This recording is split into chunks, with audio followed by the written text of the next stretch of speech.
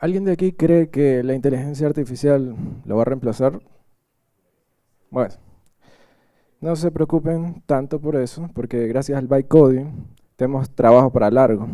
Y es que alguien va a tener que solucionar lo que se ha hecho con prisa, es decir, con la ayuda o asistencia de la inteligencia artificial como tal. Y no me malinterpreten, la inteligencia artificial es una herramienta poderosa. Sin embargo, confiar de forma, o sea, ciegamente en lo que genera la inteligencia artificial es la receta para el caos como tal.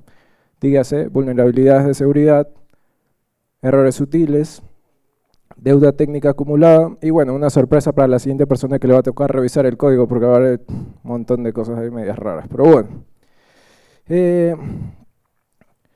ahora quiero contarles una historia justamente de hace algún tiempo atrás de un personaje que apareció en X. Tal vez alguno de ustedes lo ha de haber visto porque era el meme del momento, fue la gran cosa que pasaba.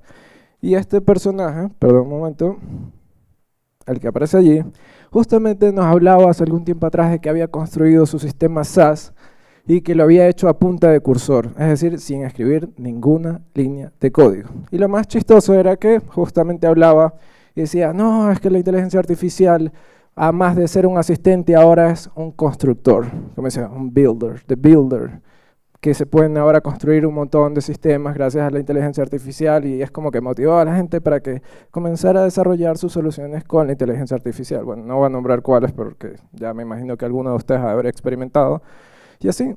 Y lo más curioso era que decía, bueno, sí, y me están pagando por esto. Bueno, y ustedes se preguntarán en este momento es, ¿qué puede salir mal? Pasan unos cuantos días, específicamente 2, y le estallan justamente su sistema SAS. En parte, bueno, algunas personas que lo hacían de forma malintencionada por querer ver qué pasaba y molestar un poco los típicos trolls de internet que te encuentras por X y todo lo demás, y también otras personas que querían probar la plataforma. Y bueno, se preguntarán qué sucedió. Resulta que estas personas comenzaron a bypasearse, es decir, saltarse el tema del pago. Es decir, estaban accediendo a la plataforma sin pagar un solo centavo. También, probablemente, puede que hayan utilizado los recursos de forma gratuita, es decir, esas APIs con las cuales se conectaba ese sistema, porque probablemente esas APIs, las llaves como tal, estaban expuestas para que cualquier persona pudiera verlas y obviamente hacer uso de esos servicios. Ya se imaginarán qué nos podría entregar la inteligencia artificial si no tenemos, o sea, por lo menos algo de sentido común o un poquito de darnos la tarea de revisar qué es lo que nos está proporcionando como código. Y la otra es que le están creando un montón de textos y datos aleatorios directamente en la base de datos. Por ahí creo que salía como, no, están mandando como que, bueno, un montón de cadenas sin sentido, era lo que decía y justamente lo menciono. Y luego ya es como cansado de todo esto porque fue un montón de cosas que salía un hilo sobre un hilo, sobre un hilo, sobre un hilo. Él decía que, bueno, él no tenía la culpa, él no era una persona técnica, así que le va a tomar un poco más de solucionar el problema. Claro, porque la inteligencia artificial no le pudo resolver todos los huecos que tenía ahí por allí. Pero bueno, ¿y cómo soluciona esto? Él menciona algo chistoso, que dice, voy a tener que dejar de publicar cosas en X, porque aquí la gente es media rara. Y es como que esa es la gran solución que tenía la persona.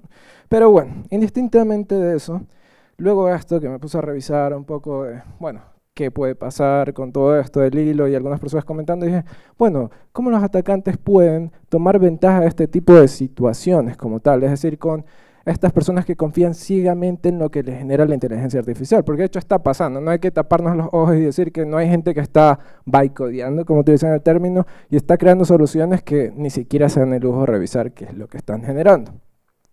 Y me encontré con un paper muy interesante, de hecho está público en ARCIP, hay un montón de artículos interesantes allí justamente, y se llama We Have a Packet for You, a Comprehensive Analysis of Package Hallucinations by Code Generation by LLMs. Entonces, ¿de qué nos habla este paper? Nos habla de las alucinaciones de paquetes, y se preguntarán, bueno, ¿qué es esto? Pero antes de llegar a ese punto hay que entender un poco, también hay un blog interesante que se llama como que el ascenso de esto que se llama Slope Squaring. ¿Qué es el Slope Squaring? Es básicamente una nueva amenaza a los ataques de la cadena de suministro. En este caso es cuando se confía ciegamente en la IA y el código que nos genera nos nos proporciona, es decir, nos hace una referencia o contiene una referencia a un paquete inexistentes. Y ustedes se preguntarán, bueno, pero, o sea, el hecho de que ese paquete no existe, ¿a mí en qué me afecta? Y la verdad es que es mucho, porque de hecho los atacantes pueden tomar eso, que no existe ese paquete, lo pueden registrar y obviamente en ese paquete van a incluir código malicioso, que más adelante vamos a ver las maneras como ellos tienen para infiltrar el código malicioso en los paquetes que se encuentran disponibles en PyPy, y que ya es un hecho que hay un montón de paquetes que están por allí, que bueno, obviamente al existir un montón de publicaciones de paquetes es imposible como que darse el tiempo para revisar uno por uno y así. Entonces, ¿qué encontraron los investigadores? Encontraron que estas alucinaciones de paquetes, para entender un poco, no sé si alguna de las personas tengan conocimiento de inteligencia artificial, ¿qué son las alucinaciones? Son básicamente errores factualmente incorrectos, o sea, es decir, salidas que son de errores factualmente incorrectos, que no tienen sentido y que no van relacionados a lo que se le solicitó a la inteligencia artificial. Es como que llega, bueno, dame manzanas y me entregue peras. Y es como, ok, pero esto no es lo que te pedí. Es como, ok. Entonces, ¿qué es lo que encontraron estos investigadores? Nos comentaban ellos que encontraron que en los modelos propietarios como tal, estas alucinaciones de paquete eran alrededor del 5.2%, mientras que en los modelos open source estaban de 21.7%. Y bueno, hasta aquí es como dicen, bueno, ya alucinaciones y todo, y es como podemos hacer ciertos ajustes y tal vez nos evitamos esto. Pero resulta que encontraron que habían paquetes alucinados, es decir, paquetes inexistentes que daba la inteligencia artificial cuando recomendaba, por ejemplo, esta línea de código que se puede utilizar este paquete para que lo puedas utilizar en tu proyecto, 255.474 paquetes alucinados, es decir, paquetes inexistentes que cualquier atacante podría registrar, le puede inyectar código malicioso y prácticamente, boom, tiene un montón de espacio para hacer de las suyas. Ahora sí, entrando en materia, el nombre de mi charla, Unpacking the Threat, Malicious Package in PyPy. Si quieren ver la diapositiva más adelante, la pueden encontrar en mi repositorio, que justamente actualicé las slides. Entonces, ¿quién soy yo? Bueno, yo soy David Cortés, vengo de Ecuador. ¿A qué me dedico? Soy desarrollador de software, como lo mencionaban. Mi pasatiempo, mi hobby es hacer un poco de seguridad. No es que me dedico a esto como un trabajo, sino me encanta descubrir ciertas cosas, como por ejemplo el tema de inteligencia artificial, que se puede hacer eso. Justamente estaba hablando con un amigo que está aquí, Cristian, sobre el tema de una inteligencia artificial que se llama XBOW, un agente que justamente lo están utilizando para hacer el tema de pentesting, y es como que, bueno, algunas cosas interesantes salieron de esa conversación. También soy fundador de una meta comunidad que se llama Ecuador InTech, que lo que busca en Ecuador es tener una especie de asociar a todas las comunidades tecnológicas para poder obviamente hacer esfuerzos en común para sacar iniciativas adelante. Y Kernel Chaos, que se dedica justamente a promover el tema de parte del software libre y de Linux como tal. Pero bueno, entonces la agenda de hoy que vamos a ver conceptos principales, un poco acerca de PyPy y estas amenazas que aparecen, las técnicas que utilizan los atacantes para infiltrar como tal el código malicioso y las mejores prácticas y defensas proactivas. Entonces empecemos. Yo sé que tal vez para algunos de ustedes estos conceptos ya sean como, no, ya lo vi, ya me lo sé, es como para qué repetirlo, pero sí es importante para obviamente entender todo el contexto de lo que pasa. Entonces, ¿qué entendemos por malware? Malware es un software dañino, un software malicioso que ejecuta acciones dañinas en un sistema sin el consentimiento del usuario y de forma intencionada. ¿Cuáles ejemplos tenemos de esto? Tenemos troyanos, tenemos adware, tenemos ransomware y así. Otro concepto fundamental es entender qué son los ataques en la cadena de suministro. Los ataques en la cadena de suministro básicamente consiste en comprometer los proveedores de la cadena de suministro, es decir, proveedores externos, por ejemplo, proveedores de internet, proveedores de paquetes, proveedores de software, proveedores de hardware y así sucesivamente. Y paquete, en el contexto en el cual estamos hablando, que es Python, paquete vendría a ser un conjunto de archivos, en este caso podrían ser módulos, que están agrupados bajo un mismo contexto. ¿Qué es lo que tendría un paquete? Bueno, varios archivos, puede ser el z.py, el .toml, un readme y bueno, demás cosas dependiendo de qué es lo que estemos haciendo. Un claro ejemplo de esto, podemos, no sé, imaginemos que estamos desarrollando una herramienta de fusing o algo más simple, una herramienta de automatización, algo para DevOps. Entonces, cogemos nuestro código, lo empaquetamos y posteriormente lo publicamos en PyPy para que otras personas lo puedan encontrar, ven si les parezca y prácticamente lo instalan y están agregándolo a su proyecto como tal. En ese caso se conoce como una dependencia de su proyecto, por eso es importante tenerlo en cuenta. Entonces, bueno, ¿qué vemos aquí? Es PyPy. ¿Qué es PyPy? Básicamente es el repositorio oficial de paquetes de terceros de Python como tal. Entonces, ¿qué podemos hacer aquí? Básicamente podemos encontrar diversos paquetes, puede ser para tanto DevOps, podemos encontrar cosas para inteligencia artificial y un montón de cosas por allí. Entonces, ahora veamos un poco para entender la magnitud del problema. Estas cifras fue justamente, estas estadísticas fueron sacadas el día de ayer. Actualmente existen 655.388 proyectos, 941.996 usuarios, se sirven alrededor de 900 terabytes por día y bueno, se atienden peticiones a cerca de 2 billones por día. Esas cifras las pueden encontrar directamente en PyPy y hay una parte de stats y también hay otra persona que se llama Austin, no me acuerdo cómo es el nombre, pero él también hace la divulgación de estas cifras. Entonces, con estas cifras que vimos anteriormente, esto lo vuelve un blanco interesante para los atacantes que están buscando cómo infiltrar código y atacar a la mayor cantidad de personas. En este caso, en la actualidad se ha visto más ataques que van dirigidos a desarrolladores, porque si bueno, atacamos a un desarrollador y tiene las API, o sea, tiene API keys dentro de su entorno de trabajo y que sean de producción, o sea, es mucho más fácil y reducimos básicamente el esfuerzo de hacer cualquier otra cosa. Hay diversidad de formas como hacerlo, utilizando ingeniería social y otras cosas que vamos a mencionar más adelante. Bueno, este reporte que ven justamente aquí fue hecho en enero del 2023, el 4 específicamente, y hablaba de qué habían encontrado justamente el equipo de PyPy. Y ahí nos mencionaban, bueno, en el 2022 casi 12.000 de los paquetes que estaban eran mayormente eran malware. El 2021, 27.000 eran el tema de Dependency Confusion. ¿Qué es Dependency Confusion? Es básicamente engañar al usuario para que instale un paquete que no es correcto. Por ejemplo, hay casos donde, no sé, se está manejando un paquete de forma, por decirlo así, que no está público, el atacante lo pone público con el mismo nombre y ahí obviamente se termina instalando este que es el malicioso. Hay, bueno, otros casos como el del 2020, aproximadamente eran 500, 2019 65 y los demás eran cosas de spam o cosas que eran como que pura basura o no tenían tanto sentido de estar allí. Y bueno, esto sí fue la parte un poco complicada para el equipo de PyPy, cómo lidiaron con esto, aunque lo hicieron muy bien. En 2023, en mayo, justamente pasa un incidente, algo que suspendió el registro de nuevos usuarios y de proyectos, algo crítico, no es algo como que, no, bueno, solo es como que encontrar un par de cosas y ya, no. De hecho, tenían un volumen alto de que había un montón de gente que tal vez, probablemente, porque no lo especifican, que automatizaron para poder publicar estos paquetes maliciosos. Y ahí, bueno, se encontraron como una diversidad de familias de malware como tal. Como, por ejemplo, el primero que era justamente 6 paquetes maliciosos que eran enfocados directamente a usuarios del sistema operativo Windows. En ese caso, ¿qué era lo que hacían estos atacantes? Era utilizar a través de la técnica de type squaring, que consiste en errores o sea, invertir como tal una letra, es decir, errores tipográficos para que la persona que no tiene tanta referencia del nombre del paquete termine instalando justamente esta dependencia que es maliciosa como tal.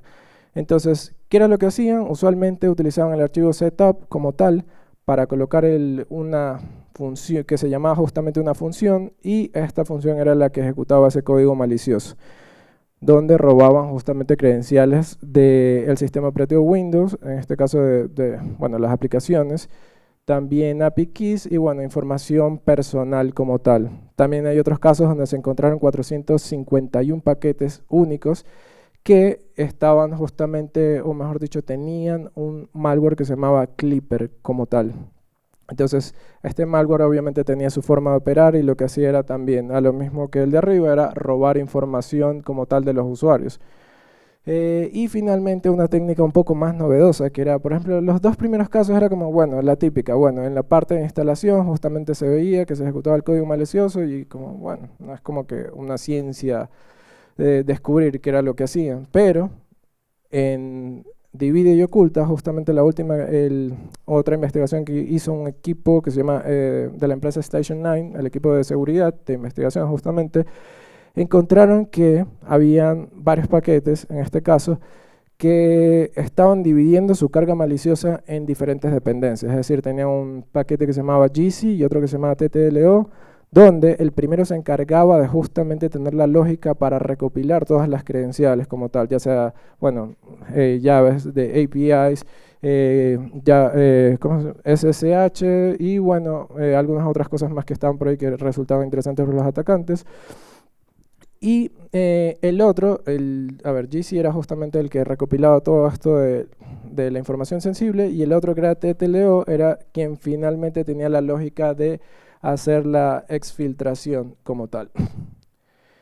Otro caso interesante, este me apareció y de hecho justamente alguien me comentó a través de un grupo y dijo, oye, mira, me están tratando de contactar de una empresa, de una fintech. Y digo, qué raro, pero bueno, justamente apareció esto, que lo investigó una empresa que se llama Reversing Labs, que me parece interesante justamente las investigaciones que hacen ellos, porque muestran como que el detalle, a ver, este es el código, tiene un repositorio, y muestran como que todo el tema del paquete malicioso. ¿Y qué fue lo que encontraron? Es que probablemente lo estaban asociando, no está 100% cierto, que eran parte de, un grupo de ciberdelincuentes norcoreanos, una APT que se llama Lazarus como tal, que estaba detrás de esto. Ya tenían una campaña previa que se llama VM Connect, donde contactaban a personas, desarrolladores particularmente, para tratar obviamente a través de ingeniería social, engañarlos y obtener obviamente, información interesante que les permitía como acceder a sus objetivos finales. Se tomaron un buen tiempo planificando porque no fue algo como que lo sacaran así. Ellos se unían junto al desarrollador y lo que decían, bueno, mira, ¿sabes qué? Te vamos a hacer una entrevista de código. Lo que tienes que hacer es instalar estas dependencias, hacer esto, tómale captura mientras estás corrigiendo, pero tienes que solucionar este bug. Entonces, el desarrollador llegaba, cogía, pensaba que efectivamente era una entrevista de trabajo, pero después de eso terminaba instalando esta dependencia maliciosa. Hay otros casos también que, ya los objetivos son prácticamente sistemas corporativos o temas como de infraestructura en la nube. Ya quieren ir por más, no es como que, entre menos personas, sino entre más. Ese es como que el objetivo de los ataques a la cadena de suministro. Entre mayor sea la superficie de ataque, es mucho mejor. ¿Por qué? Porque hay obviamente más impacto a nivel económico, a nivel de reputación de una empresa y también algunas penalidades que pueden tener las empresas por este tema de filtración de datos, como es el caso, Chimera, que es otro de los paquetes interesantes. Entonces, ahora se preguntarán, ¿y cómo hacen los atacantes para infiltrar código? Prácticamente hay dos formas: creando un paquete nuevo o la otra es infectando un paquete ya existente. Creando un paquete nuevo, fijémonos en esa parte inicial, es utilizando un troyano como tal. Hay varios casos, aunque en este caso es como parecen que dan como que funcionalidad extra y todo lo demás, pero a la larga termina siendo como que un engaño para que el usuario termine instalando esta dependencia maliciosa, como el caso ahora que está esto de la tendencia de inteligencia artificial, un paquete, dos paquetes puntualmente, que se llamaba GPT Plus y el otro Cloud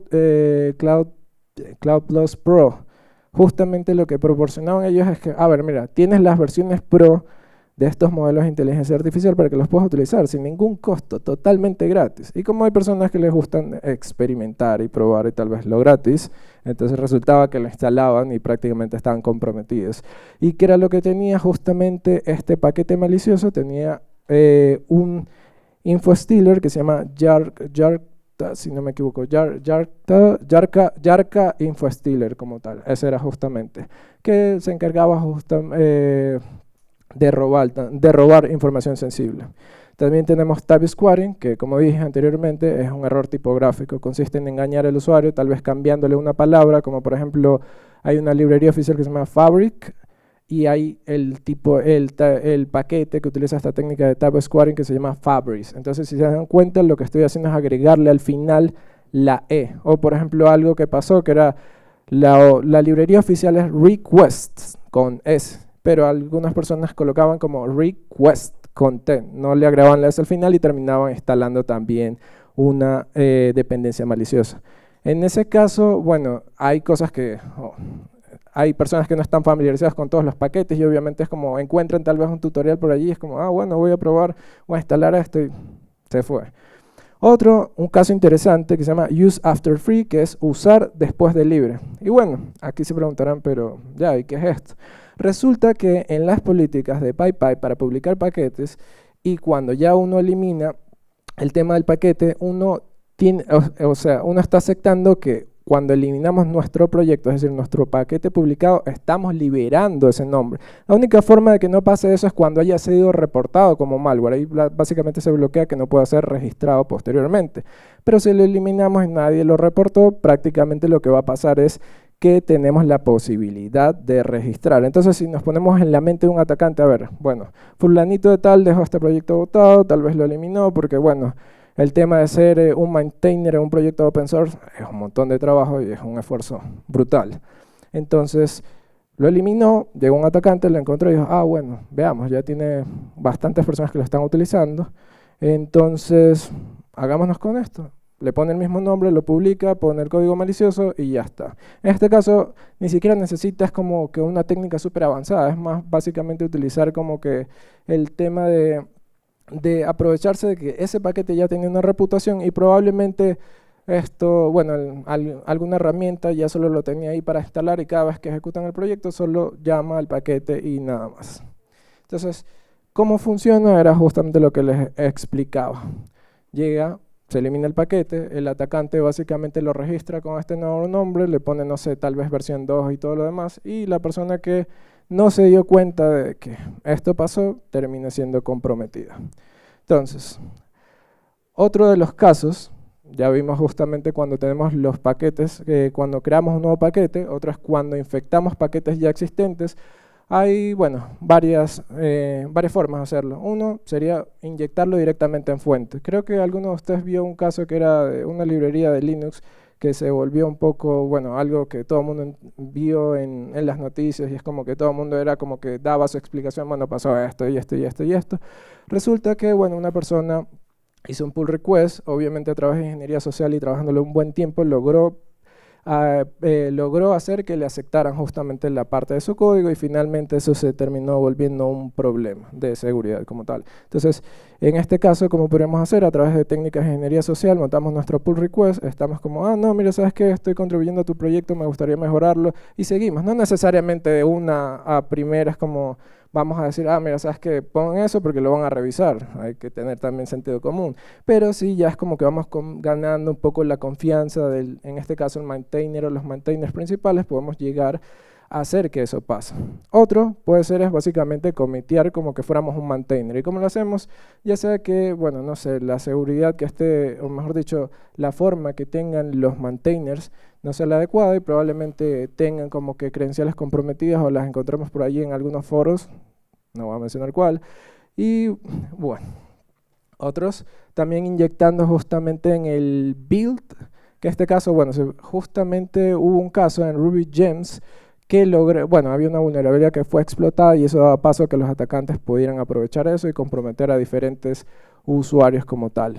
Otra puede ser es que haya una instancia de Jenkins mal configurada y obviamente también nos valemos de eso. Y finalmente, bueno, era justamente la de Repository System, que bueno, parte de eso era lo que estaba hablando. Podemos crear un mirror para ese paquete y si, de nuevo, no hay una buena gestión o políticas de seguridad, probablemente las personas terminen instalando esta dependencia maliciosa. Eso igual es un poco más complejo, no es tan simple porque depende de un montón de factores y es como, bueno, nos va a costar llegar a ese punto de comprometer a nuestro objetivo. Ahora sí, hablemos un poco de type squaring, que es lo más interesante. Los type squaring básicamente son errores tipográficos que consisten en engañar a los usuarios haciéndole creer que están instalando un paquete real o un paquete oficial y lo cual no es. Ahí creo que ven básicamente la imagen que se puede deducir de qué va. En ese caso Google, la primera la U, luego con ceros, luego con una sola O, luego Google, que es la correcta, y finalmente Google con una I. En ese caso, bueno, es predecible. Tal vez como que alguien que nunca haya googleado algo diga, bueno, tal vez Google solo con una O tal vez Google con una U y así. Pero bueno, ahora hagamos un pequeño ejercicio. Quiero que ustedes me digan ¿Cuál de las siguientes librerías es la maliciosa? ¿Requesys o request, que es la segunda? Sí, correcto. La de arriba es la maliciosa y la de arriba, y la de abajo es la oficial. Ahora pongámonos un poco más como que Python.m o .en Python. Correcto. Pero bueno, hasta aquí es como ustedes dicen, no, todo bien, es como somos ganadores y estamos bien. Pero bueno, ahora veamos. libcurl o pycurl. No, de hecho es libcurl. Libcurl es básicamente una librería de Linux y pycurl es la oficial, justamente es como una especie de grapper que está en PyPy. Ahora esta, Jellyfish o Jellyfish.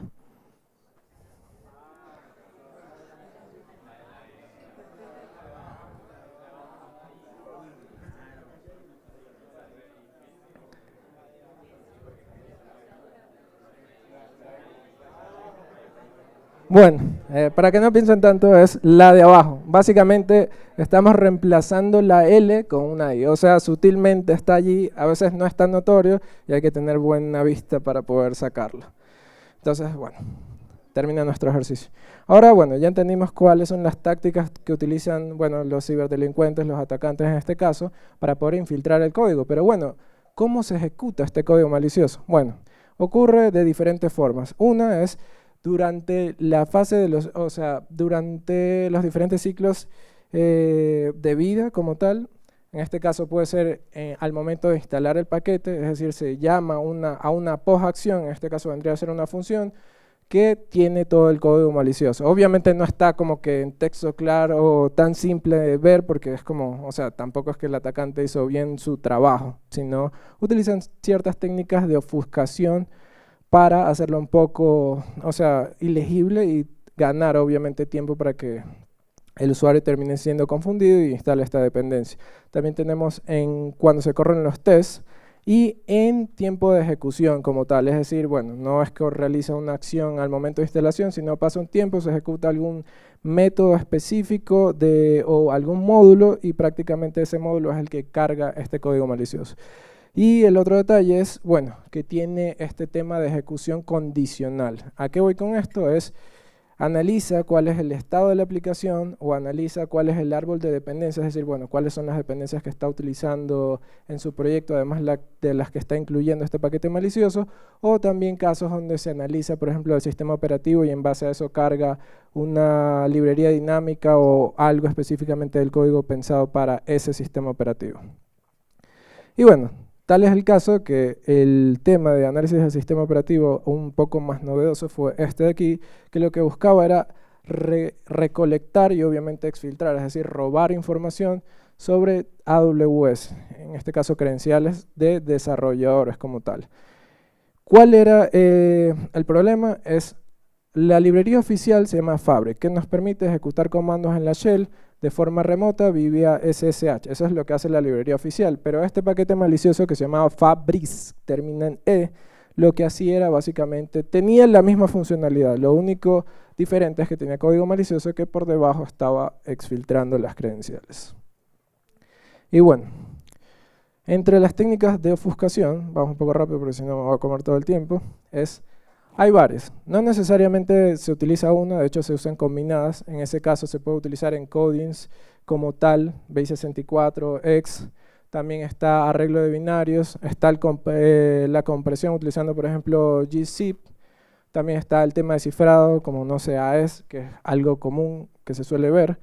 Y el tema de concatenación de string, es decir, es como que podemos además de solo, o sea, no necesariamente utilizan una, sino utilizan varias. Es decir, puede ser, utilizamos encoding para el tema de, por ejemplo, colocar el tema del host, el servidor donde va a operar el tema del C2C, el Command and Control, nuestro servidor donde va a orquestar todo el tema de, bueno, qué comandos, que se descargue y todo lo demás. Lo ponemos le hacemos un encoding al base64, luego aplicamos un tema de cifrado y finalmente una concatenación y bueno, es como tenemos un poco algo diferente y algo un poco más difícil para las personas que van a analizar el código. Hay herramientas justamente que permiten hacer el análisis de paquete, pero también están limitadas, y están limitadas en temas de escalabilidad, porque no es lo mismo escanear un solo paquete que escanear 1000 o escanear 2000 o un montón. Y también depende mucho de, por ejemplo, el tema de qué es lo que han identificado en ciertas cosas y en base a eso seguían. No es como que, o sea, a ver, un caso puntual de lo que pasó. Bueno, había justamente uno que lo que bueno, un caso que encontró Reversing Labs, que utilizaba un archivo que es un PyC, donde tenía todo el código malicioso, pero el escáner comenzaba a analizar y decía, bueno, no hay nada raro. Hasta que después, bueno, que se veían ciertas cosas que comenzó a analizar el investigador, que vio como que se hacían un montón de peticiones, comenzó a revisar a más detalle, vio ese PyC, comenzó a hacerle ingeniería reversa y encontró que efectivamente tenía código malicioso, que se hacían, bueno, algunas cosas interesantes allí. Otro de los casos, bueno, tenemos ofuscación de código. Aquí hay cosas súper interesantes. Anteriormente vimos el tema de... Justamente, bueno, rapidito, para que lo vean. Entonces, ¿qué era lo que tenía visto? Porque la charla sí necesitaba un poco más de tiempo, ya que había la parte interesante que todo el mundo quería llegar a esta, era un POC, donde hablamos qué pasaría si comenzamos a desarrollar un paquete malicioso que era enfocado específicamente al protocolo MCP. Entonces, le iba a poner un nombre, bueno, le puse MCP Framework. Entonces, era como, bueno, analizar cómo podemos engañar al usuario para que lo instale, cuál sería el impacto y todo lo demás. Y estaba justamente operación pip install clause y tenía varias fases donde estaba reconocimiento, el tema cómo preparamos nuestro paquete y todo lo demás. Y para eso había hecho un pequeño demo que estaba, o sea, utilizaba una librería dinámica escrita en Rust y que era llamada directamente mi código de Python, que está por aquí. Bueno, este es el código que es de Rust, que luego lo compilaba y sacaba, me generaba un share object específicamente para Linux. Ese lo empaquetaba con, lo incluía en mi paquete como tal, que me daba un archivo will y básicamente lo publicaba en PyPy. Obviamente no lo hice, porque tenía fines educacionales y todo lo demás, pero era más difícil de que un analizador de código, en este caso de paquetes, pudiera deducir qué es lo que hacía. Porque de hecho en Rust, y de hecho hay artículos interesantes y bueno, blogs que hablan de desarrollo de malware en Rust, dicen que bueno, en C y C++ como que ya todo está dicho, o parte de las cosas que se hacen es fácil, no fácil, sino son cosas que ya tienen un reconocimiento. Pero con Rust es un poco más difícil porque no es como que hay herramientas que permitan hacer un análisis del código y entender qué es lo que pasa. Y también hay un montón de estrategias que se utilizan para desarrollar malware en Rust que son súper interesantes. Bueno, ya creo que me están botando, así que